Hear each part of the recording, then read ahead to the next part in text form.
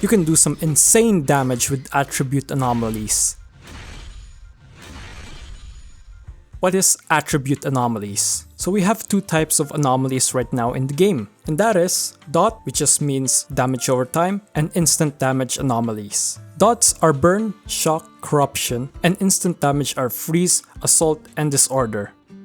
The stats that makes your anomaly do big PP damage is attack anomaly mastery, meaning how fast you build anomalies onto the enemy, and anomaly proficiency, which is how much damage your anomalies do. Also be aware that there's a hidden mechanic called an ICD or an internal cooldown. This basically makes it so that you can't proc anomalies and disorder back to back instantly. There's a 3-second interval and where you can proc the anomaly or disorder again. So keep that in mind. So you can apply dots to any mobs in the game, but there's an advantage typing, like in Pokemon. Water beats fire, fire beats grass type of deal. So burn is effective against organic or humans basically. Shock is effective against robots, and corruptions are best against ethereal enemies. Freeze and assault are universal and you can do a lot of damage with it as long as the enemy is not resistant to that element, as shown by these gray numbers, meaning they're resistant to that said element. So freeze applies a debuff that gives you a 10% crit damage bonus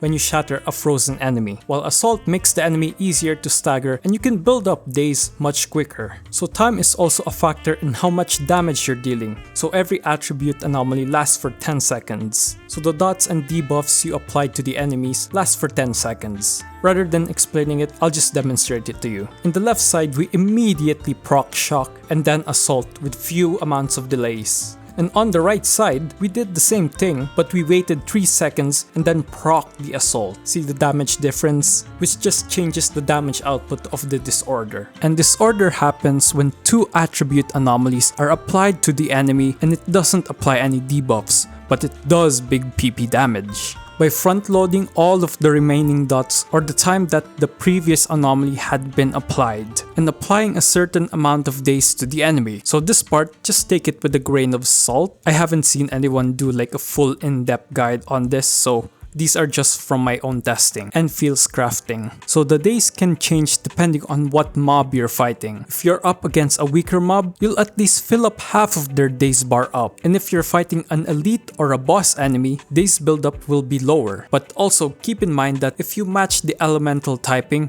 for example, if you applied shock to a human, then proc the burn anomaly, you'll get more Daze buildup than doing it the other way around. Meaning if you proc burn first and then shock, the shock anomaly will do less Daze than the burn. And when you're building attribute anomaly, it will take in the base stats on how much you build up. For example, if you build up 80% of the bar with Piper and 20% with Nekomia, it will take 80% of Piper's stat and 20% of Nekomia's attack. You will get an assault proc that combines Piper and Nekomia's stats. And here's a nerd fact. So did you know shock and assault are probably one of the highest base multipliers in each type, 125% compared to 50% from burn and 62.5% from corruption, and assault having a 713% compared to freeze, which is 500%. So this is why you might see Jane Doe paired up with Seth and Grace. So yeah, that's the casual and basic rundown of attribute anomalies. So please do like and subscribe. I do shitposting, fields crafting guides, and clearing hard end game mode content for your polychromes, so you can pull your favorite husbando and waifus. So yeah, please do leave a comment down below if you have any more further questions.